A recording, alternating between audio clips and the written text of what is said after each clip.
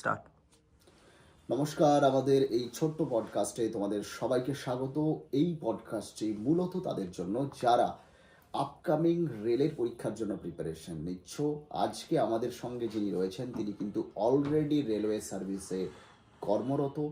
তিনি এই মুহূর্তে তোমাদের কতগুলো গুরুত্বপূর্ণ টিপস শেয়ার করবেন, যেগুলো তোমাদের এক্সামের জন্য ভীষণ গুরুত্বপূর্ণ। আমাদের সঙ্গে রয়েছেন পঙ্কজ দত্ত। নমস্কার আপনাকে। আচ্ছা পঙ্কজবাবু, রেলওয়ে প্রিপারেশনের জন্য আমি প্রথমেই বললাম যে খুব গুরুত্বপূর্ণ টিপস তো আমরা জানবো, কিন্তু তার আগে প্রত্যেকটা পরীক্ষার জন্য একটা মাইন্ডসেট প্রয়োজন হয়। তো এই রেলওয়ে পরীক্ষার ক্ষেত্রে মাইন্ডসেটটা কিরকম থাকা উচিত স্টুডেন্টসদের? সাধারণত অন্যান্য যে কম্পিটিটিভ এক্সামগুলো যেটা রয়েছে সেই এক্সামগুলোর মতোই রেলওয়ে পরীক্ষা।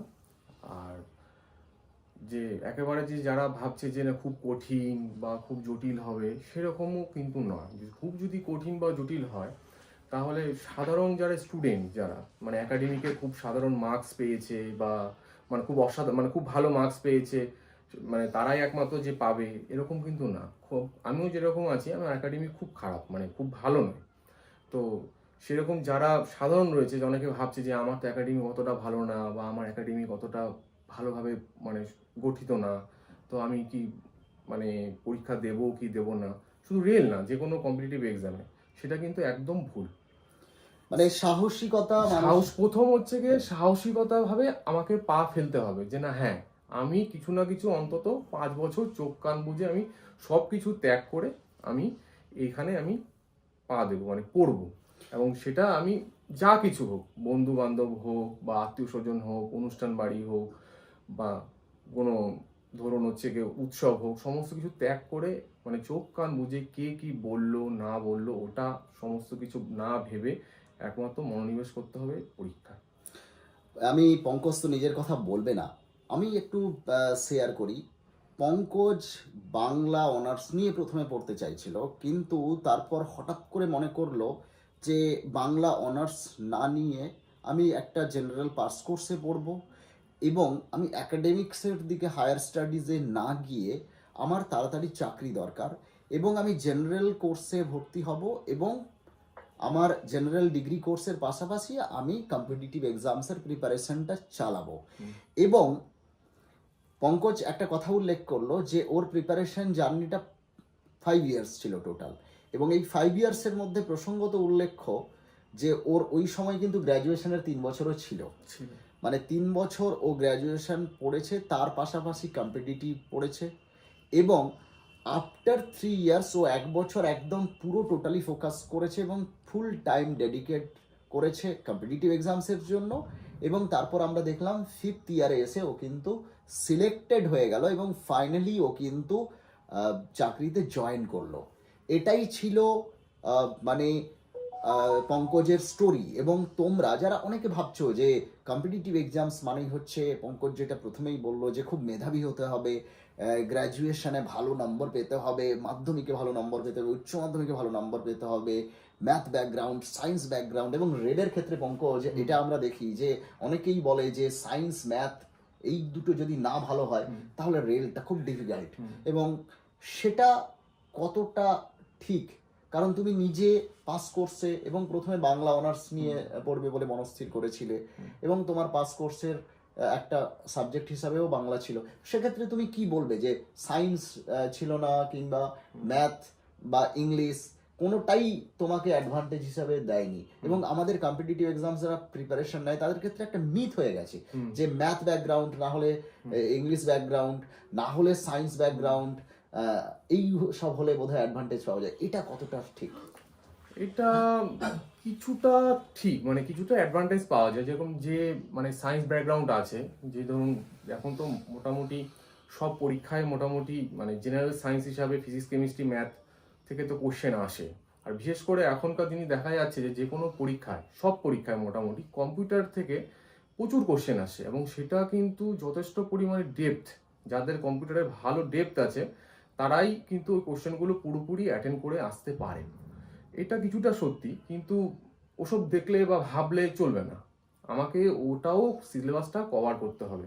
যেরকম ধরুন আমার এক বন্ধু, সে WBCS দিয়েছিল, তার তো সাবজেক্ট ছিল তার ইঞ্জিনিয়ারিং ব্যাকগ্রাউন্ড। তো ইঞ্জিনিয়ারিং ব্যাকগ্রাউন্ডে কোনো সাবজেক্টে তো ডাব্লিউবিসিএস এ পেপার চুজ করা যায় না। সে কিন্তু অ্যানথ্রোপোলজি নিয়ে কিন্তু সে কিন্তু পরীক্ষা দিয়ে কিন্তু পাশ করেছিল।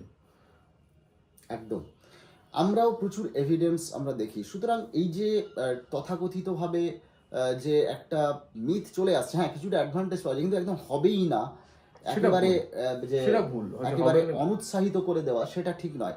কারণ আমাদের কাছে এক্সাম্পল রয়েছে, আমাদের কাছে কিন্তু একটা দৃষ্টান্ত রয়েছে। এবং পঙ্কজ, বারবার আমি তোমাকে বলবো যে এই তোমার প্রিপারেশন জার্নিতে তুমি গ্র্যাজুয়েশন পড়াকালীন তোমার রুটিনটা ঠিক কিভাবে তৈরি করেছিলে, এটা ভীষণ ভাইটাল যারা প্রস্তুতি নিচ্ছে। কারণ টাইম ম্যানেজমেন্ট এবং একই সঙ্গে কম্পিটিটিভ এক্সামসের সাবজেক্টগুলোকে কোন সাবজেক্ট কখন পড়বো, কিভাবে রিভিশন দেবো, এটা ভীষণ ভাইটাল হয়ে যায়। তো সেটা একটু স্ট্র্যাটেজিটা যদি একটু শেয়ার করো। আমার মতে প্রথম 2 বছর কোনো মানে কম্পিটিটিভ এক্সাম না বসাই ভালো।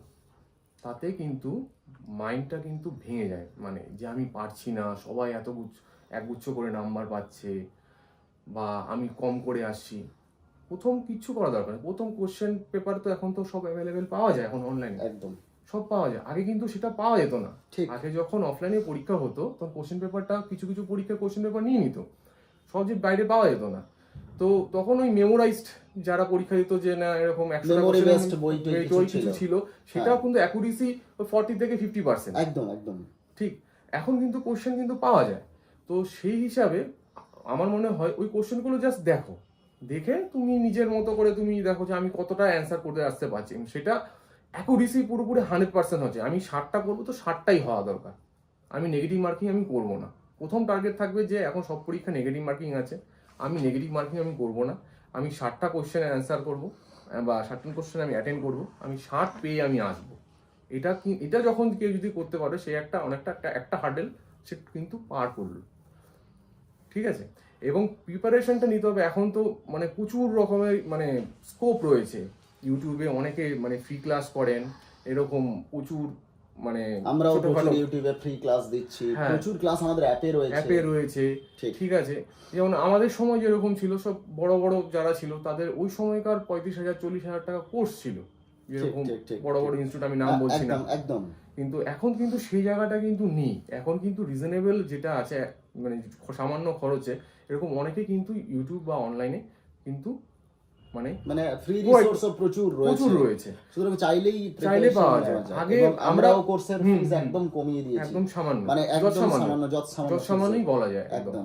মানে আজকের বাজারের তুলনায় যা পড়াশোনার যা খরচ, সেই খরচ তুলনায় কিন্তু কোর্সের ফি যে বা পড়াশোনা মানে কম্পিটিটিভ এক্সামের যে মাসে যে মাইনেটা বেতনটা সেটা একদম কমিয়ে দেওয়া হয়েছে। তো সেক্ষেত্রে স্টুডেন্ট চাইলে কিন্তু এখন প্রচুর রিসোর্স অ্যাভেলেবেল এবং চাইলে সে প্রিপারেশন নিতে পারে। এবং এখন প্রথমত দরকার হচ্ছে যে আমি পারবো এই মাইন্ডসেট। এবং সব থেকে গুরুত্বপূর্ণ পঙ্কজ যে কথাটা শেয়ার করলো সেটা হচ্ছে যে প্রথম 2 বছর প্রিপারেশন ফেজে কোনো পরীক্ষা না দেওয়া। কারণ পরীক্ষা ওই প্রথম প্রিপারেশনের ফেজে আমি কেমন পরীক্ষা হচ্ছে, অনেকে আছে যে আমি এক্সামটা কেমন হয় সেটা দেখার জন্য পরীক্ষায় বসি, ফর্ম ফিল আপ করি, তাতে কিন্তু মনে একটা নেগেটিভ ইম্প্যাক্ট পড়ে এবং তার ফলে কিন্তু একটা হতাশা তৈরি হয় এবং সেটা কিন্তু ভীষণ মারাত্মক। পরীক্ষা কেমন, যদি প্রশ্নপত্র স্টাডি করতে হয়, এখন PYQ বই প্রচুর অ্যাভেলেবেল, প্র্যাকটিস সেট প্রচুর অ্যাভেলেবেল। সুতরাং প্রথম 2 বছর আমি যখন আমার কম্পিটিটিভ প্রিপারেশনের একদম ফাউন্ডেশন পার্টটা তৈরি করছি, তখন কিন্তু পঙ্কজের এই যে স্ট্র্যাটেজি, এই স্ট্র্যাটেজিটা যারা নতুন, যারা বিগিনার্স, তাদের জন্য আমি বলবো খুবই উপযোগী। যে পরীক্ষায় না বসা, মানে এক্সপিরিয়েন্স এইসবের জন্য পরীক্ষায় না বসা। ফাউন্ডেশন পার্ট ক্লিয়ার হয়ে যাওয়ার পরে, একটা বেস তৈরি হয়ে যাওয়ার পরে যদি পরীক্ষায় বসে, তাহলে কিন্তু পরীক্ষাটার প্রতি একটা ইতিবাচক দৃষ্টিভঙ্গি এবং কনফিডেন্স আলাদা রকমভাবে পাওয়া যাবে। এবং চান্সেস থাকে যে 50% চান্সেস থাকে ওই আফটার 2 ইয়ার্স তার এক্সামটা ক্র্যাক হয়ে যাওয়া। তার যদি না হয়, মানে সে অন্ততপক্ষে কোন কোন জায়গায় তাকে এগোতে হবে এবং আর কোন কোন প্রিপারেশনের ক্ষেত্রে তার ঘাটতি থেকে যাচ্ছে, কিভাবে পড়তে হবে, সেইটার একটা ইভ্যালুয়েশন করে ফেলতে পারে এবং একটা মেজারমেন্ট তৈরি করতে পারে। ফলে তার ডিরেকশনটা সে ঠিকঠাকভাবে নির্ণয় করতে পারে, তাই তো পঙ্কজ? একদম একদম। এবং সেটাই হচ্ছে সাকসেসের ইউএসপি।